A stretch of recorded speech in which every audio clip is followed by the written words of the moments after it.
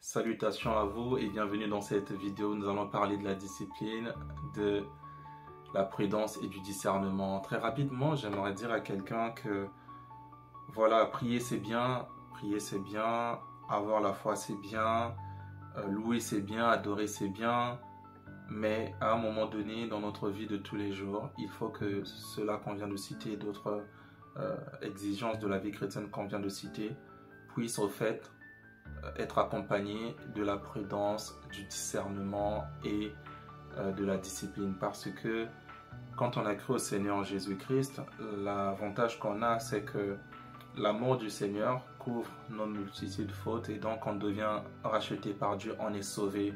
Et le Seigneur nous donne une place auprès de lui sans même passer par le jugement dernier. On est sauvé par cette foi. En tout cas, je l'espère pour nous tous et toutes.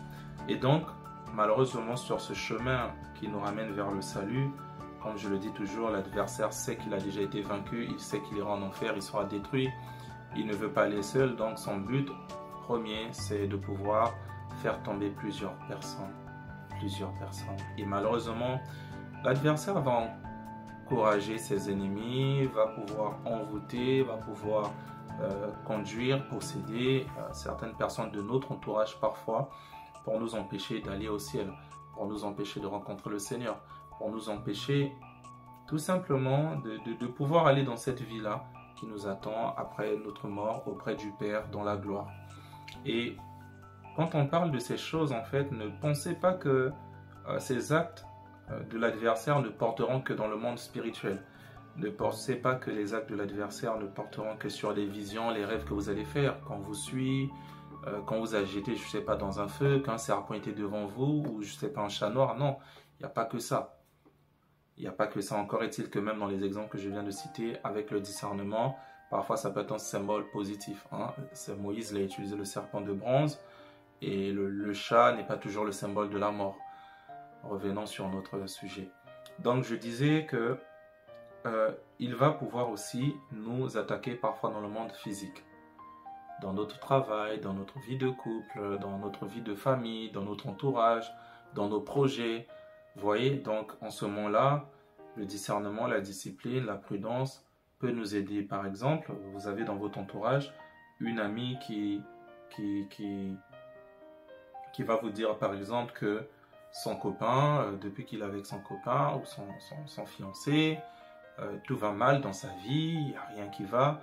Ça peut vous emmener à dire à cet ami, viens, on va parler, vous discutez avec la personne, mais il ne faut pas juste parce que c'est votre ami dire non, le gars il est mauvais, ni nanani, non. Il faut vraiment rentrer dans le discernement, prier le Seigneur aussi, lire la Bible avec elle, voir qu'est-ce qui ne va pas et tout. Et dans un cas personnel, vous allez déterminer avec le discernement parfois qu'est-ce qui ne va pas aller ou qu'est-ce qui va aller. Là, c'est un cas un peu général. Vous avez aussi dans votre entourage parfois ce qu'on appelle des vampires spirituels. Ça vient de ce qu'on appelle aussi des vampires psychiques. Vampires psychiques, vous pouvez retrouver ça sur Google. Ce sont des personnes qui sont là, proches de vous, qui peuvent prendre assez d'énergie, assez de temps, assez de votre vie, mais eux en retour, ils ne sont pas disposés à vous donner même 10% de tout ce que vous avez mis en eux ou investi en eux. Enfin, on ne donne pas pour attendre quelque chose en retour, mais c'est juste pour vous dire que ces personnes, malheureusement, sont comme ça, ils ne se rendent même pas compte de ça, ils peuvent être assez destructifs parce que ce sont parfois des personnes qui réagissent très mal. Le jour où vous allez dire non, je ne peux plus vous aider. Parfois le jour où vous allez dire non, je ne peux plus vous aider, cette personne ne va pas se dire oui, il m'a trop aidé, ok, je te laisse tranquille. Non, au contraire, il va voir ça grave parce qu'il va se dire mais pourquoi toi tu m'as toujours aidé et aujourd'hui tu m'aides pas, il peut réellement te faire des problèmes. Faites vraiment attention à ce que je dis parce que spirituellement il y en a. Il y a des gens qui ont réussi spirituellement parce qu'ils puisent de votre énergie. Ces choses-là, je le dis, certaines personnes peuvent mieux l'expérimenter. Il y a des gens qui sont riches du fait de vos talents, de vos dons que Dieu vous a donnés parce qu'ils utilisent ça pour vous. Ces personnes-là, il faut savoir repérer ces personnes-là. On appelle ces personnes-là souvent des voleurs de talents, mais il faut savoir souvent repérer ces personnes. Et parfois, Dieu qui est assez juste et bon nous donne toujours des signes dans un rêve. Quand vous êtes avec cette personne par son langage, n'oubliez pas, comme je le dis souvent, les actes et les paroles des gens laissent souvent transparaître ce qu'ils sont au fond. Quelqu'un parle beaucoup que de ce qu'il est, ou quelqu'un camoufle forcément ce qu'il est. Et donc, dans ce que je disais, c'est qu'il faut pouvoir analyser dans le fait, dans le fond, dans les paroles, souvent, analysez certaines personnes, ou même sans que vous puissiez vous fixer à ça. Je disais, Dieu est tellement bon que le Saint-Esprit ouvre parfois vos oreilles juste au bon moment, à la bonne fréquence, au bon canal. Vous allez entendre une phrase qui va rentrer dans votre cerveau et qui va vous faire réfléchir, qui va vous dire, mais pourquoi il a dit ça hors contexte? Or, c'est le Seigneur qui peut vous donner une réponse à une prière que vous avez fait la veille, par exemple. Vous étiez en train de vous plaindre, oui, Seigneur, qu'est-ce qui va pas, qu'est-ce que je t'ai fait, mon Dieu, c'est quoi, quel péché j'ai fait, quel péché mes parents ont fait. Vous étiez en train de prier dans tous les sens, selon le désespoir de votre cœur. Et là, parfois, le lendemain, 2 jours après, vous étiez avec une personne, et cette personne a dit une parole, et parfois, c'est la réponse à votre prière. Et vous comprenez, par exemple, que c'est peut-être pas cette personne-là, mais des entités qui habitent dans cette personne, tout comme aussi, ça peut être réellement cette personne-là. Donc, j'aimerais dire à quelqu'un que dans tout ça, il faut aller dans un choix. Le choix, c'est qu'est-ce que je vais faire? Est-ce que je coupe la relation? Est-ce que je prends les distances? Qu'est-ce que je fais? Et vous voyez, c'est la prudence qui va vous guider dans la manière de faire. Une fois que la prudence va vous guider, c'est-à-dire quand je parle de la prudence, je parle des conséquences. Ok, si je ne fais plus, si je m'éloigne de cette personne en gardant juste le bonjour, bonjour, qu'est-ce qui se passe? Si je coupe totalement les contacts, qu'est-ce qui se passe? Comment est-ce que la personne va réagir? Est-ce que j'ai intérêt, moi, à pouvoir me dire oui, je dois conserver cette relation? C'est-à-dire, si même à l'instant, le Seigneur te fait voir que tu dors avec un serpent venimeux qui est susceptible de te tuer, par exemple, avec une seule morsure au premier contact, est-ce que par prudence, tu restes avec ce serpent? Ou bien la prudence peut te pousser à être plus radical en ce moment-là, te dire, sans donner d'explication, sans donner de raison, je coupe. Parce que votre vie est plus importante que votre mort, en tout cas tant que ce n'est pas encore le temps de Dieu. Vous voyez? Et donc en ce moment-là, ça peut en ramener parfois à des séparations brusques. Mais tant mieux, parce que voilà, il arrive parfois que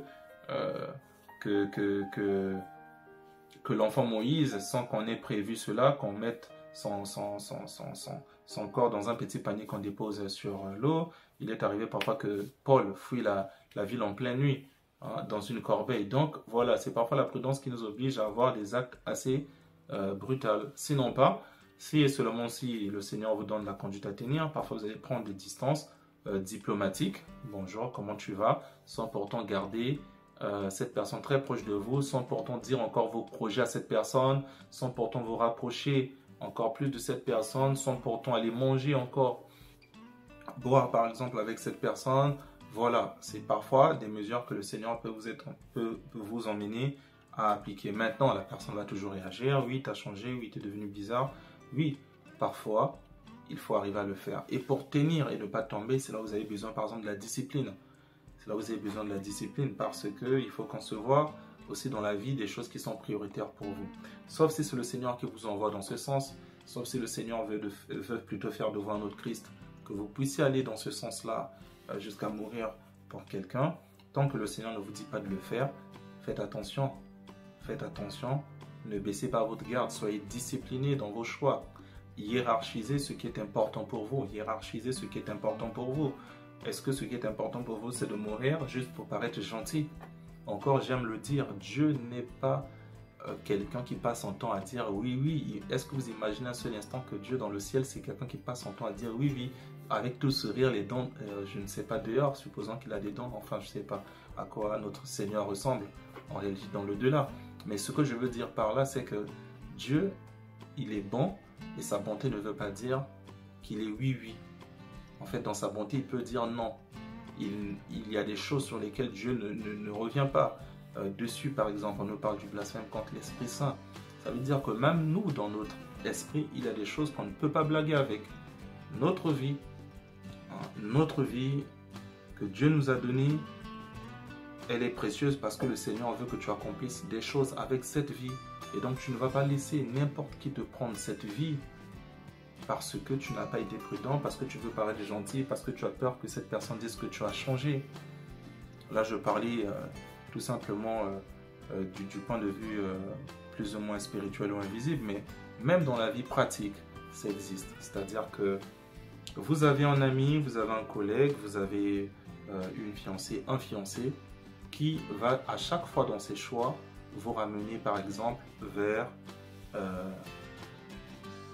des distractions, vers des modes de détente qui vont offenser le Seigneur. Vous savez, vous lisez la Bible, vous partez parfois à l'église, vous savez bien que cette détente-là ne plaît pas à Dieu. Ou bien vous savez très bien que le lieu où on veut vous proposer d'aller, c'est un lieu où vous êtes susceptible d'être contaminé par des mauvais esprits. Parce que oui, les mauvais esprits peuvent être partout, hein.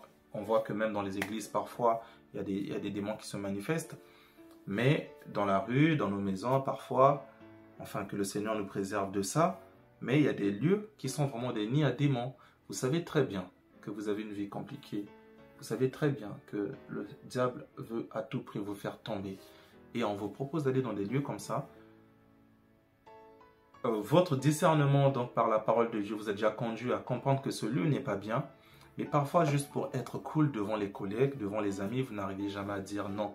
Et vous êtes après le premier à vous dire 2 mois, 3 mois plus tard, oui, ceci s'est empiré, ma situation ne va pas, sans faire à chaque fois le lien avec vos choix, le lien avec votre attitude, le lien avec ce que vous avez suivi à la télévision, ce que vous suivez dans vos téléphones, le lien avec, je sais pas moi, votre série préférée, le lien avec votre lieu de détente préféré, où vous voulez toujours partir avec vos amis en étant cool.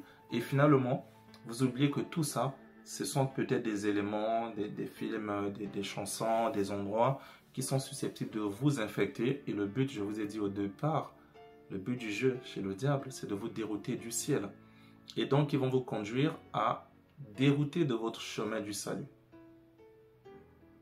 Alors là, la discipline va vous imposer. Si vous allez vous dire non, non, non, non, vous devez vous tenir à ce non. Et comme j'ai dit, la discipline s'inscrit dans le temps. Toujours dire non. Il n'y a aucune fois où vous devez vous dire oui. Comme j'ai toujours dit non, aujourd'hui je vais dire oui. Non. Si quelque chose, elle est mauvaise, elle est mauvaise. Elle est mauvaise aujourd'hui, mauvaise demain, mauvaise après-midi. Après-demain plutôt, il n'y a pas à dire parce que j'ai dit 5 fois qu'elle était mauvaise. La 6e fois, pour paraître cool devant les amis, je vais dire que cette chose est devenue positive. Non. Faites attention. Tenez-vous à vos décisions. Lisez beaucoup la Bible afin de mûrir vos discernements sur vos choix, afin d'avoir toujours des comparaisons face aux situations et à vous dire, est-ce que ça c'est la volonté de Dieu? Soyez prudent dans votre manière, mettez de la tempérance, en tout cas parfois de la douceur, souvent pour ne pas heurter les âmes, s'il le faut. Et si c'est impossible, soyez parfois brutal parce que votre vie, elle est plus précieuse, surtout votre salut, votre place auprès du Père est plus importante et que rien ne puisse vous voler cela. Si dans votre vie, vous avez l'habitude de prier, c'est bien d'adorer, de louer, tout ça, c'est bien. Mais si vous savez que vous avez du mal à être discipliné, avoir de la prudence, avoir le discernement, essayez de beaucoup lire la Bible, essayez de changer votre environnement, essayez de changer parfois votre lieu même d'habitation certaines fois. Essayez de faire attention même à vos propres pensées et essayez de vous focaliser que sur Dieu et sur sa parole. Dans la prière, dans les actes, dans la parole, dans la prière, dans les actes. C'est très très important. C'est très très important. J'espère que cette vidéo va aider quelqu'un. On fera d'autres vidéos. Là, on va aller plus en détail, peut-être des mots, certaines fois. Mais je vous prie, s'il vous plaît, la prudence, le discernement et la discipline. Faites des recherches dans la Bible, faites des recherches, peut-être par d'autres hommes de Dieu, sur ces 3 notions qui sont très très fondamentales pour votre vie. Merci.